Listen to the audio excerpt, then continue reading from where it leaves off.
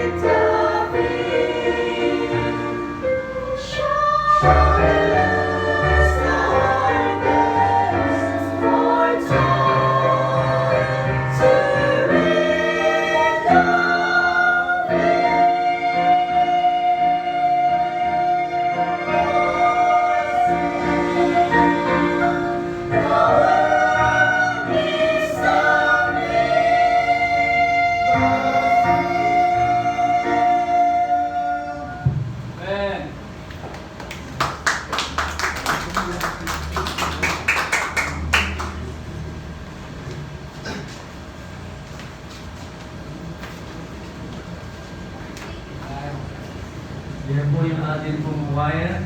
Shall we lose the harvest? Alam niyo po, darating ang panahon na tayo po'y mabibigay ng ani natin sa Panginoon. Kaya mayawin ng bringing in the sheep. Sabihin nun, ay meron tayong ipipresent sa Panginoon ulit ng araw yung mga harvest natin, yung mga bunga ng ating pagpapagal. Mga bunga na ginawa natin habang tayo naglilingkod sa Diyos, ipipresent natin na sa Panginoon pagdating ng araw. Kaya salamat po sa awitin po na yan, shall we lose the harvest? Huwag nating walain yung mga ani na dapat ay ipipresent natin sa Panginoon.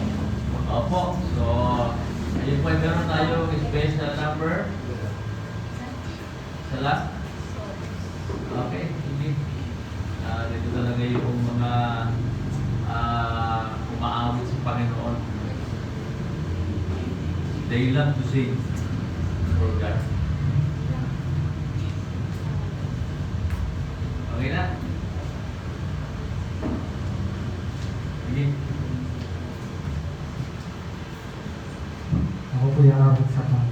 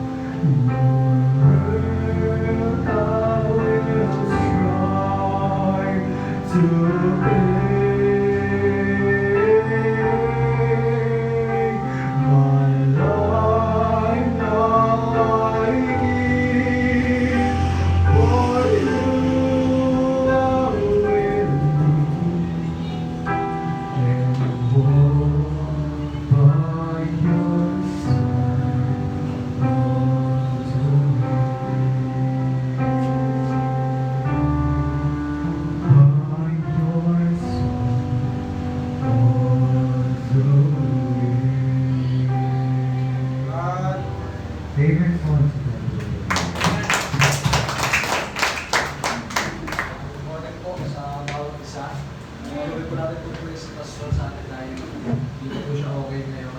Magandang umaga po sa bawat isa. Salamat sa Panginoon sa laging biyaya niya sa akin na ginagamit ng Diyos sa ministry. Kaya pinagpapasalamat ko. Last Sunday, wala po ako dahil nag-exam na po ako. Nakasagot naman, hindi ko lang alam po kung tama yung sagot. At least nasagutan ko po yung exam. Salamat sa Panginoon dahil siningatan niyo po tayo. I-provide din Lord lahat ng pangangailangan natin. And then, salamat sa magandang awitin. Why have you chosen me? Napag aaralin mo pag muli-mula yung lyrics ng awitin, napakaganda. Kasi pinili tayo ng Diyos kahit hindi tayo mararamdaman, niligtas tayo ng Panginoon. Amen. Tayo yung pag-aaral, ready na po ba kayo? Amen. Ayos na po tayo. Sa umaga po nito. May tanong lang po ako sa inyo. Ano ba yung mahalaga sa inyo? Papriority niyo ba yung mga mahalagang bagay sa buhay ninyo? O yung mga bagay na hindi mahalaga ay yung inuunan ninyo? Kaya may tanong ako sa inyo, gusto sagutin nyo lang sa mga isip ninyo. Na ano ba yung mahalaga sa buhay ninyo? Sa inyo? Ano ba mahalaga sa inyo? Meron ba? Sana meron. Sana kung ano yung mahalaga, ay yung pinapriority natin. At yung mga hindi mahalaga sa buhay natin, baliwalain mo na yun. Ano po? Kaya, natitle po na mensahe ng Diyos sa atin sa umagang ito, don't lose your focus. Kasi nagpo-focus, baka marami sa atin nagpo-focus na tayo sa mga hindi mahalaga. At yung mahalagang bagay ay yung nababaliwala natin. Kaya sa umagang ito, gusto kong paalala sa atin ng Panginoon na mag-focus ka doon sa mahalaga. 4 lang ito na i-share ko sa inyo, and then matatapos po tayo. Sinabi po sa 1 Peter chapter 5 verse 8, be sober, be vigilant, because your adversary, the devil, as a roaring lion, walketh about seeking whom he may devour. Kaya si Satan, nakapokus siya sa bawat isa sa atin. Kaya sinabi dito ni Peter, maging matatag kayo, maging mapagpuyat. Magpuyat ka nga daw. Bakit? Kasi yung kaaway daw natin, naghahanap siya ng tao o ng isang Kristiyano na madadaya niya. Kaya pag tayo nawala ng focus, madadaya ka, babagsak ka. Kaya pagkababasahin natin yung marami sa Bible, kwento sa Bible, nung nawala sila sa focus, bumagsak sila, nagkamali sila. At marami sa buhay natin, nung nawala tayo sa focus, bumagsak tayo, nagkamali tayo. At pagka tayo nagkakamali, sana ayun yung paraan ni Lord, paraan sa atin, para makapag-focus ulit. Para maalala ko, nag-exam ako noong Sunday, tawag dito, kasi pinag-pray ko na stress ako sa exam. Sabi ko, Lord, bahala ka na dito, nag-review ako, nagbayad pa nga ako sa review center. Tapos nung nag-exam, ipapark ko yung motor ko, yung helmet ko, bagong bili ko. Tapos tawag dito, meron siyang narasore, meron lagayan. Na dapat pala yung mahawakan ko yung hawakan niya mismo. Tapos yung nahawakan ko yung dumulas, bumagsak. Sabi ko, mahal-mahal mo ng bili ko dito. Tapos nagka siya eh. Nagka-dense ma'am, nagkaroon ng lapak. Sabi ko, papaayos ko na lang ito. Ang mahal ng bili ko, dahil nawala ko sa focus, yung bumagsak. And then sinabi ko sa mga kaibigan natin sa Arangalan, sabi niya, dito, mahal pa naman ang helmet mo. 5,000 bili ko eh. Basta bagsak ko lang ng gano'n, kulay puti pa. Para paalala na sa akin, sinasabi ko, ayos lang yun. Kasi tawag dito, natuto naman ako sa pagkabagsak niya. Alam ko na gagawin ko. Kung kailan ako nagkaroon ng top box sa motor ko, doon pa bumagsak. Nung wala, hindi bumabagsak eh. Ibig ko lang po sabihin, sa pagkakamali natin, doon tayo natututo. Amen? At pagka hindi ka natututo dyan, uulit lang siya. Kaya mga kapatid, sa bawat isa po sa atin, sana yung focus mo doon sa mga importante. Kasi ninyo, nung hindi ka nag-focus sa pag-aaral mo, bumagsak ka. Pero nung nag-focus ka na sa exam, pumasa ka. Amen? Amen. Marami sa buhay natin, pag hindi ka nakakapag-focus, natatalo ka eh. Nagkakamali ka, kaya pinapaalalanan tayo ng Diyos, don't lose your focus. Kasi si Satan, nakapokus siya sa inyo. Gusto tayong pabagsakin ng kaaway. Kaya pinapaalalanan na tayo ng Diyos, yung bagay na mahalaga, ay yung pahalagahan mo. Kaya sinabi dito, it's so easy to lose your focus on what is truly important when there are so many fires to be put out in your life and in your work. Ang tanong ko sa inyo, nauubos ba ang oras at lakas ninyo sa fighting of fires kahit hindi ka na magbumbero? Maraming tao at gawain ang nagde-demand ng oras, energy at attention mo. Kaya kailangan mo maging wise para hindi mawala ang iyong focus at kung sa ano ang tunay na mahalaga. Ano po? Kaya mga kapatid, sa bawat isa sa atin, dapat ilis mo yung mga bagay na mahalaga sa iyo. Kasi baka yung mga dapat huli naman, yung dapat hindi mo lang pinaglalaanan ng lakas mo, ng energy mo, ng attention mo, doon ka nagpo-focus kung bakit yung buhay natin nagkakaganito. Ano po?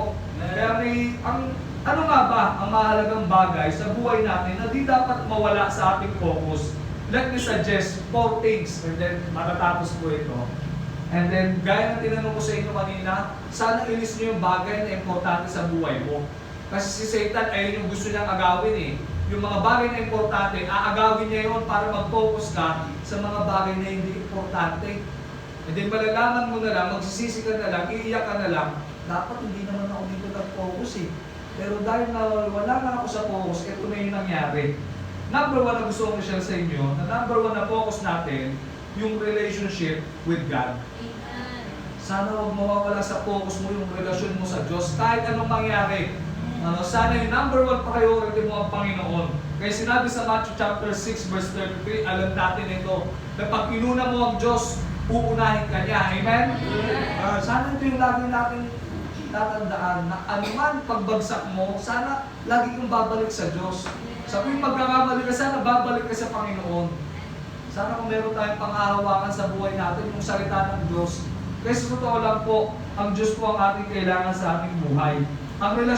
Ang relationship natin sa Diyos, ang pinakamatatag na pundasyon ng lahat na gagawin natin sa ating buhay.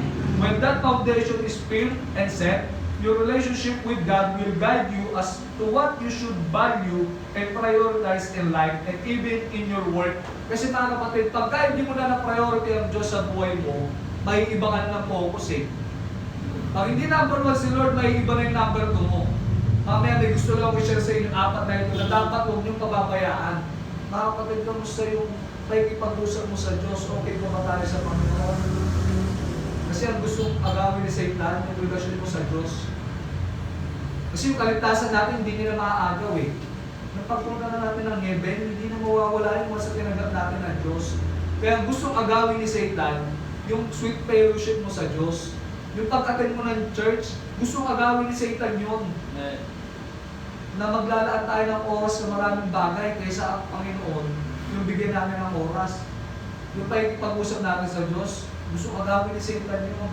Napansin niyo, kailan yung last time na nag-pray tayo kumikiyak, kinausap mo ang Diyos, talagang hindi mo na alam yung gagawin mo. Kaya minsan pinaranasan sa atin ng Diyos yun eh. Yung magkakamali ka, yung may problema ka, may pangailangan ka, hindi mo alam kung sino yung lalapitan mo. Yung mga taong dapat tutulong sa iyo, hindi ka natulungan. Pinadadaan tayo ni Lord sa ganun para ma-realize mo na ang Diyos lang yung kailangan mo. Nakala natin, pagka binis natin yung relationship natin sa ibang tao, kayo yung magpupuno sa atin. Pero dumating sa point, iniwan ka ng taong importante sa iyo. Hindi mo ba darating yun? Sa ngayon, hindi pa. Pero pag nakalimutan mo ang Diyos, darating yan na yung taong inaasahan mo, iiwan ka din. Para iparealize sa atin na ang Diyos na talaga yung kailangan natin. Mga kapatid, yung number 1 priority natin, ang Diyos. Kasi yun yung mag-aayos ng buhay natin eh. Kasi yun yung sinasabi ng Diyos sa Colossians chapter 3, verse 2, di ba? Set your things on things above, not on things on earth. Na nakakalimutan natin, kala natin yung mga bagay na material, yung mahalaga, kaysa sa Diyos. Kala natin yung trabaho mas mahalaga kaysa sa Diyos, hindi. Ang number 1 po natin, ang Diyos. Amen? Sana yung araw ng linggo, yung mga prayer meeting, yung mga discipleship, pagtuturo ng bata, gawin ninyo yun. Kasi mahalaga yun sa Diyos. At yung mga bagay na pinapahalaga natin, yung dapat yung mga mahalaga sa Panginoon. Kasi pag ginawa mo yun, ang Diyos papahalaga niya yung buhay natin. Kasi maganda, iniisip mo yung ikagaganda ng gawain ng Diyos. Yung Panginoon, inuuna mo, hindi ko ba unahin ng Diyos? Kung iniisip mo yung ikagaganda ng gawain ng Diyos, yung Panginoon, iniisip mo, iniisip din ng Lord paano niya ibibigay yung blessing niya sa'yo. Lagi po natin tatandaan yan, yung focus on your relationship with God. Ayun yung number 1. Number 2, focus on your health. Okay? Kamusta naman yung mga kalusugan nyo? Hindi lang physical, kundi spiritual din. Yung mental din, importante. Kaya sinabi ni Mike Tyson, ni Tito, kailan niya, Tito rin, no? Boksingero po siya. You have to train your mind to be stronger than your feelings, or else you can lose yourself. Sinabi niya, kailangan mo daw palakasin yung isip mo. Sama mo na yung katawan mo, yung spiritual life mo. Kasi pagka mas nanaig yung feelings mo dyan, baka mawala ka sa sarili mo. Ano? Matatalo ka. Kaya sinasabi sa atin ni netong coach na ito, dapat patatagin ninyo yung health ninyo, yung mental ninyo, kasi dinadaya tayo ng kaaway. Kasi dyan siya pumapasok sa atin. Marami siyang ibubulong sa atin na para malayo tayo sa Panginoon. Gaya na sinabi ko nung Wednesday, yung health ninyo, importante yan. Wala nang mas gagandang investment na pa-ingatan mo yung sarili mo. Amen? Ano mo nang ibase sa ibang tao na iingatan ka? Sarili mo na ingatan mo. Amen? Kasi yung mga nagsabing iingatan ka, iniwan ka naman eh. Diba? Ibig ko sabihin, mas ingatan mo yung sarili mo para kahit walang mag-iingat sa'yo, iniingatan mo naman sarili mo eh. Amen? Importante yan. Napagandahin nyo, ayusin nyo yung sarili ninyo. Kasi ito katawan natin, regalo ng Diyos sa atin. Kasi mahirap mag-aral, magtrabaho, na may hindi ka okay. Diba? Dapat palakasin mo physical mo at mental mo.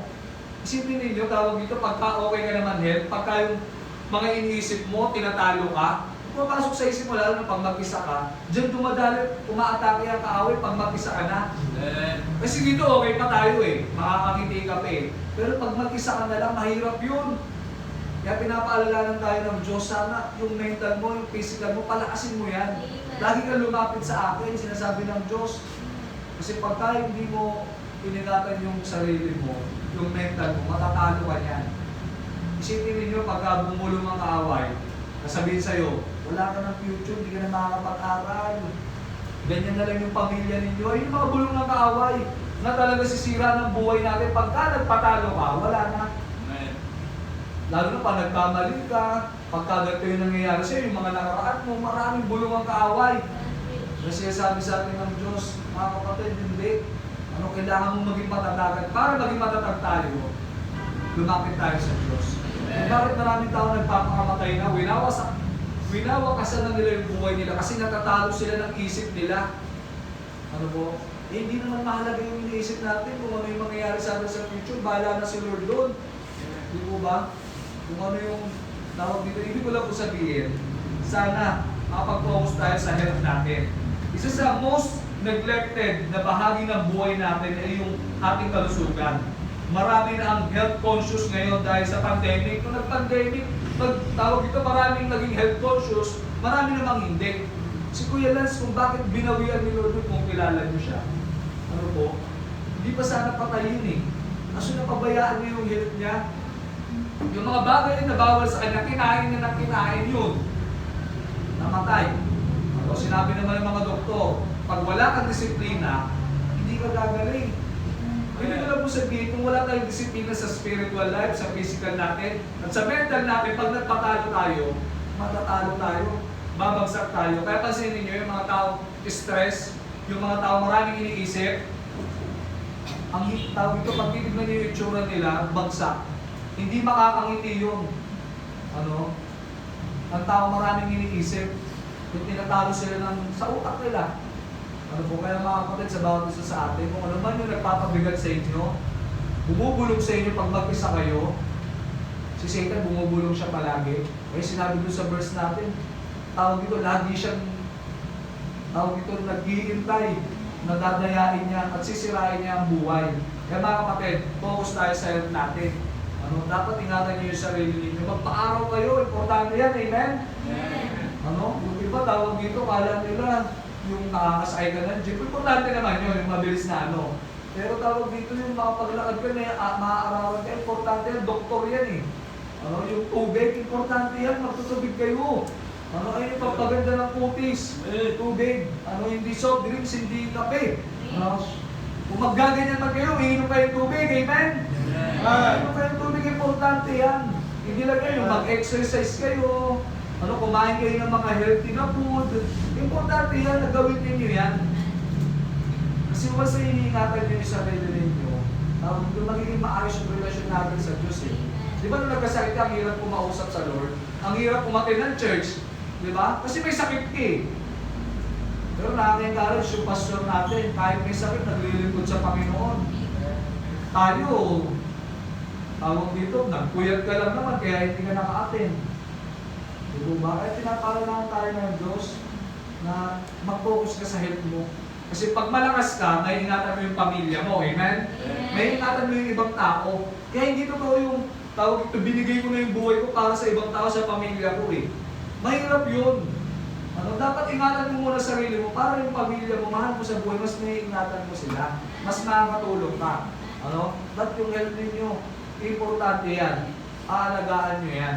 Kasi once na hindi nyo inalagaan yan, sisingilin kayo niyan, babawian kayo niyan. Kaya pagka lagi kayong puyat, tandaan ninyo, tawag dito, baka hindi ka na magising sa susunod.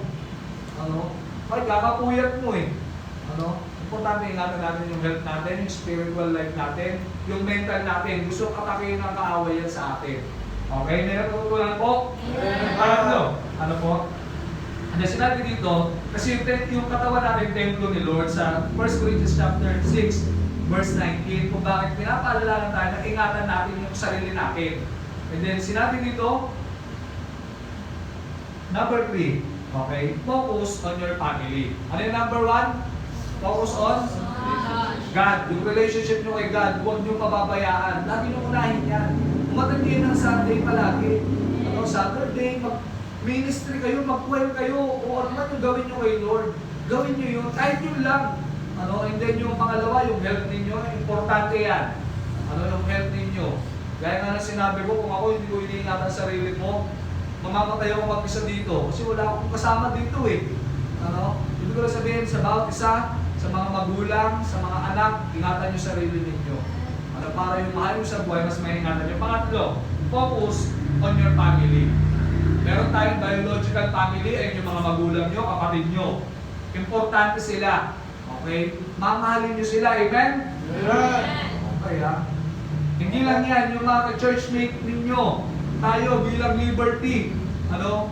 Family tayo, hindi tayo magkakaaway. Amen?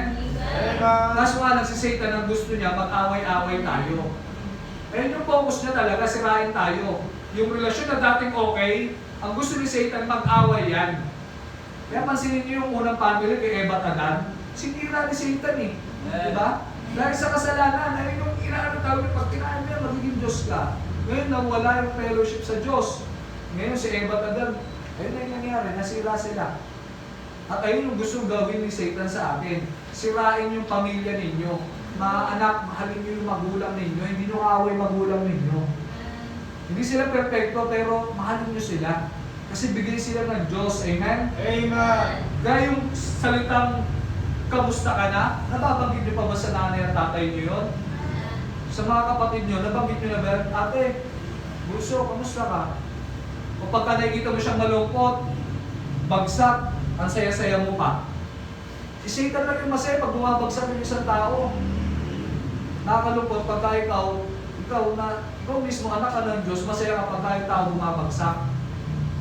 Nabanggit nyo na sa magulang nyo yun, sa mga kapatid nyo? Kapatid, kamusta ka? Libre naman kita. Nabanggit nyo na yun? O ibang tao, ang galing-galing mong ilibre. Pero yung kapatid mo, magulang mo, hindi mo malibre. Di ba? Sa ibang tao, ang galing eh. Pero sa magulang, hindi. Parang ba't gano'n? Di po ba? Yung salitang okay ka lang ba? Nababanggit nyo pa ba yan? Sa magulang ninyo, sa kapatid ninyo. Pag may problema ka, sabihan mo lang ako, nandito lang ako. Nabanggit nyo na yun sa pamilya nyo, sa nanay, tatay nyo, sa mga kapatid nyo.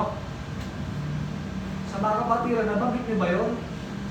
Kapag nakikita nyo malungkot siya, nandito lang ako pala, pinagpipray dito. Pagka nakikita mo malungkot siya, saya-saya mo. Yan, dapat lang sa'yo yan. Ano? Galing ni Satan, no? Pinag-aaway-aaway tayo. Ayun yung plano ni Satan, na mag-aaway-aaway yung pamilya. Ano po? Hindi lang yan. Huwag kang susuko ha. Nabanggit nyo na yun? Sa magulang ninyo, mahal kita. Ano, nababanggit nyo yan? Kasi yung focus natin dapat, pamilya natin, bigay ng Diyos eh. Ano po? Kaya mo yan. Nababanggit nyo pa ba yan? Kung sabihin mo, hindi mo na kaya yan, suko mo na. Madalas nababanggit natin no? Sana pag may nakikita kayong kapatiran sa pamilya ninyo, kahit sa church natin, bilang family, marami bumabagsak sa atin. Sana nababanggit mo, kaya mo yan. Mga salitang parang sobrang nakakataba ng puso. Kaya mga kapatid, sana nababanggit natin ito sa buhay natin. Sa mga kapatid natin sa pamilya natin, focus mo yung pamilya nyo. Sana kung meron kayong unang mamahalin, ipapriority yung pamilya ninyo. Kasi mahirap pag wala na yan. Kaya mga kapatid tayo, focus natin, priority natin, pamilya natin. Bago ang iba, pamilya mo. Ang mahirap kasi na sub-sub ka na sa ibang bagay, sa trabaho mo, sa pag-aaral mo, makalimutan mo yung pamilya mo Diba? Hindi po maganda. Pinapaalalahan tayo ng Diyos, yung pamilya mo, una yan. Unahin mo siya. Kasi ministry mo yan, yung pamilya mo. Sana nababanggit mo sa pamilya niyo yan. Sa mga church mate niyo, nandyan ka, okay ka lang, nandito lang ako, pinagpipray kita, importante po siya. Kasi sinasabi ng marami, people say, find good people and leave the bad ones. But I say, find the good people and ignore the bad in them because no one is perfect. Ulitin ko po ulit, kasi marami nagsasabing tao ganito, find good people and leave the bad ones. And then sinabi naman dito, find the good in people and ignore the bad in them. Because no one is perfect. Amen. Marami sa atin tawag dito, sana kung meron ka hanapin sa pamilya mo, sa mga kaibigan mo, kapatiran, hindi yung mali niya. Sana kung may titignan ka sa kanya, kung ano yung mabuti sa kanya, kung may tawag na nagkakamali man siya, ganun talaga, kasi lahat naman tayo nagkakamali Sana kung meron ka titignan sa isang tao yung kabutihan na meron siya. Yung maganda na meron siya. Hindi yung pangit niya. Kasi lahat naman tayo may kapangitan sa buhay natin Kasi Diyos lang naman ang perfecto. Para mahalin mo yung pamilya mo, yung ibang tao, tignan mo kung ano yung maganda sa kanya. Kung gano'n talaga siya, pag-pray mo na lang siya. Kung hindi niya mababago yun, okay lang yung pag-pray mo siya. Hindi yung tawag ito, ayoko na nga dito sa kaibigan mo nito. Pangit naman. Parang pangit na nakita mo lahat sa kanya. Hindi na yung kabutihan na nagawa niya. Kaya mga kapatid, number 2 na points natin, family. Mamahalin niyo yung pamilya niyo. Kung church natin, family tayo dito, sana mahalin niyo. Kung ano yung kinabibilangan yung church. Amen? Amen. Kung tatanungin naman kayo, hindi niyo naman pagpapalit yung mga magulang niyo, yung bahay niyo, di ba? Yung pamilya niyo. Pagpapalit niyo ba yung pamilya niyo? Di ba? Yung tatay nanay niyo, pagpapalit niyo sa ibang nanay at tatay hindi. Walang gagawang normal na gano'n. Kahit mahirap lang kayo, sapat lang yung meron kayo, hindi mo pagpapalit yung pamilya na meron ka. Sana gano'n din sa church. Kahit hindi tayo gano'ng malaking simbahan, malaking building, yung maraming aircon, yung malaking lugar, na sana pagka nagka-problema, hindi nyo iiwan yung church. Amen? Marami kasi, nung nagka-problema na, umalis niya Lagi naman may problema. Kailangan mo lang maging malakas yung utak. Dapat ingatan kasi pagka yung utak, natalo ka ng negative, talagang aalis ka susuko ka. And then last, sabi ko sa inyo, mabilis lang po tayo focus on your relationship with God, focus on your health, focus on your family, and then last, focus on your work. Okay? Tsaka pala yung work. Okay? Libre lang ang mangarap. Amen? Kung mag-aaral kayo, pagbutihin niyo yung pag-aaral ninyo. Amen? Ang goal ninyo makatapos ng pag-aaral sa mga estudyante. Doon din po sa mga nag-work na, importante may trabaho tayo. Hindi gusto ng Diyos yung tamad.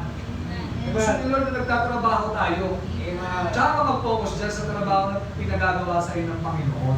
At pagka-binless ka ni Lord sa trabaho mo, kumikita ka, sana huwag mo kalilimutan ng Diyos. Kasi ang Diyos ang nagpapala. Marami po ako kilala, may mga trabaho sila laki ng kinikita. Umabot 50K, sahod nila yung monthly. Pero pagka yung binibigay nila sa Diyos, bakit ganun kaya sila magbigay? Yaman naman na nila. Kasi nakalimutan nila yung work, regalo ni Lord. At pagka nagbigay ka sa Diyos, mas nadoblehin ni Lord. Sa totoo lang po, tawag dito, wala po kami trabaho ni Pastor, lagi namin sinasabi yan. Pero tawag dito, hindi ko pinalilimutan yung pagbibigay sa gawain ng Diyos. Yung tithes and submission, dyan kayo i-bless ng Panginoon. Ginagawa ko naman siya. Sabi ko, Lord, hindi ako pinabayaan ng Panginoon. Lahat ng kailangan ko, binigay ng Diyos. Kasi ginagawa ko yung magbigay sa Panginoon eh. Sinusobrahan nga ni Lord eh. Sa totoo lang po yung motor ko, hindi ko naman binili yun. Hindi ko pera yan, wala na akong trabaho eh. Pero fully paid yan. Hindi ako nag-load dyan. Marami may trabaho, nag-load para makabili ng motor eh. Ako walang trabaho pero fully paid yan. Ibig ko lang sabihin, biyaya ng Diyos yun, hindi dahil sa akin. Kasi kung trabaho ko, hindi pagyayabang ko yun. Marami ganun kasi eh. Trabaho ko pa, pera ko to eh. Bakit ba tumibigay sa Diyos? Ibig ko lang sabihin, hindi ko lang pinagtrabahuan, bigay ng Lord kasi hindi ko nakakalimutan yung Panginoon. So ito lang po, tawag ito, testimony ko na lang din sa inyo, thanksgiving. Hindi ako pinabayaan ng Diyos. Ang dami kong pag-uulang sa Lord. Pero sa kabila nung nagbibigay ako sa gawain ng Diyos, kung kaya kong makatulong, tumutulong ako. Kaya sabi ko, Lord, i-bless niyo pa ako para mas makatulong pa ako sa iba eh. Hindi ko na sabihin, tsaka mag-focus sa work mo. Pagkainunan mo ng Diyos, pamilya mo, yung health mo. Kasi mahirap mag-work. Pagka yung tatlong unang binanggit ko, makalimutan ninyo. Yung ministry na meron ka, focus ka dyan. I-bless ka ni Lord dyan. Makakapit sana po sa bawat isa sa akin. Yung bagay na importante, ayun yung pahalagahan mo. Yung mga bagay na hindi importante, huwag mo nang isama sa list ng buhay mo. Inaaksaya lang yung oras mo. Yung lakas mo, inaaksaya yan. Wala namang masamang maglaro eh. Mag-games eh. Sa cellphone, hindi masama yan. Mahirap lang, kainin ka na yan. Sa totoo lang, ito yung kumakain ng oras natin. Imbis na nag-aaral ka, nagtatrabaho ka, marami akong nila. Tawag dito, nagtatrabaho ka, din na ito sa ML. Oo, marami akong kaibigan, kinakain. Magkakasiraan pa nga sila ng pamilya niya, asawa niya eh. Kasi parehas sila nag-ML, dahil sila laging talo, nagkasakitan, hindi ko na napapangalanan. Nagkahiwalay pa eh, nagkaayos naman ngayon. Isipin mo yung babae na sampal niya yung asawa niya dahil sa ML, tapos yung lalaki sinapak niya din, tinungalan yung asawa niya, sinapak niya yung asawa niya. Kasi inaasar niyang cancer pa eh. Isipin ninyo kung paano mandaya yung si Satan. Sa totoo lang, tawag dito, naglalaro pa ako ng games, trash talker ako eh. Diba? Totoo. Kasi naabutan kong Dota 1 eh. Kasi may Dota pa na ngayon, tsaka dumating yung ML, di mo naabutan yan. Talagang sinisira niya ito yung... Pagka wala ka sa focus mo, sisirain ka ng gadget. Makakalimutan mo yung dapat na importante.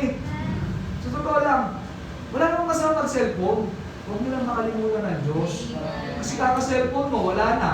Hindi ka napag-pray, napagbasa ng Bible. Pati church mo, yung ministry mo, hindi mo na nagawa. Bakit? Puyat ka, kakalaro eh. Ako naglalaro din ako, nagmo-monopoly pa rin ako ngayon. Diba? Pero ilang oras lang yun. Kasi libangan ko lang, gusto ko lang mag-trip sa tagayin si ganito. Diba? Pero yung ating ako doon, hindi ko ginagawa. Ibig ko lang sabihin sa bawat isa sa ating pagtatapos, pinapaalala na po tayo ng Diyos, focus tayo kay Lord. Pangalawa, yung health mo. Tinatanong mo yan. Pangatlo, yung family mo. Importante na masabi mo nga, mahal kita. Mahal kita. Nandito lang ako. Nandiyan kayo lagi sa pamilya nyo. Hindi na sa pamilya, kundi sa church din. Kundi yung pangapat yung work, yung pag-aaral nyo, importante. Mangarap kayo, mabuti nyo mag-aral. At pagka natupad yung mga pangarap nyo, may pera na kayo, malilimutan ng Diyos. Kasi nandiyan ang blessing. Ay, hindi ako wala tayo buhay tumayo. Ay, ko'y manalangin. Let's pray. Makilala namin Diyos na makapangyarihan sa lahat. Salamat po sa umaga nito na binigay niyo po sa amin. Salamat po sa pagpapaalala sa umaga po ito. Ako man po, Panginoon, importante sa aming buhay. Patawad, Panginoon Diyos, kung minsan nakakapag-focus na kami sa mga bagay na hindi naman importante, mahalaga sa amin. Lord, salamat po sa magtutuwid, pagkakaama sa amin. Lord, tulungan niyo kami. Mabalik ulit yung focus namin. Dahil si Satan, nakafocus siya sa amin. Gusto niyang i-priority namin yung mga dapat na hindi naman i-priority. At yung mga bagay na mahalaga ay yung kalimutan namin. Kung yung gustong gawin ng kaaway sa amin, Lord. Gusto namin bumagsak. Gusto namin malayo sa inyo. Gusto niya kami, Panginoon, na masira, Panginoon. Kaya Lord, sa umaga kong ito, ang po'y lumalapit, humingi ng tulong.